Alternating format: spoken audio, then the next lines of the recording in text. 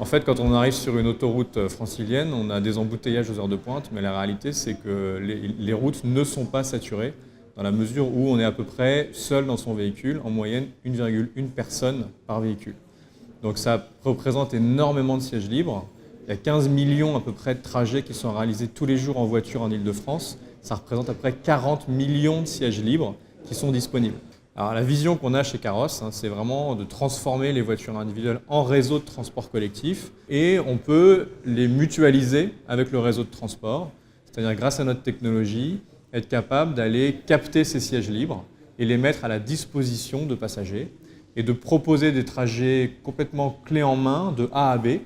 La question, c'est comment est-ce qu'on va notamment d'une banlieue lointaine vers le centre. Et là, il faut un mode de transport pour vous rabattre vers la ligne structurante. C'est exactement notre métier chez Caros.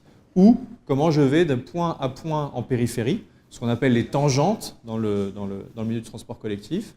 Et là, en termes d'aménagement du territoire, il est très très important de fournir des nouvelles solutions de mobilité, puisqu'on ne pourra pas créer des tangentes avec des modes lourds partout. En France, on a toujours une tradition très forte de l'investissement et des infrastructures, et que ce qui est formidable, c'est qu'on a un potentiel extraordinaire d'opportunités de mobilité additionnelle avec ces voitures, et on peut venir compléter le réseau structurant de mass transit avec ces véhicules. Et donc l'objectif, c'est effectivement de capter les deux opportunités. Et une fois qu'on a créé ces espèces de colonnes vertébrales de mobilité à grande échelle, pour gérer des gros flux, on peut venir y greffer beaucoup de flux de véhicules. Il faut avoir en tête que les solutions que nous portons chez Caros, c'est zéro investissement, puisque les routes sont déjà là, les véhicules sont déjà là.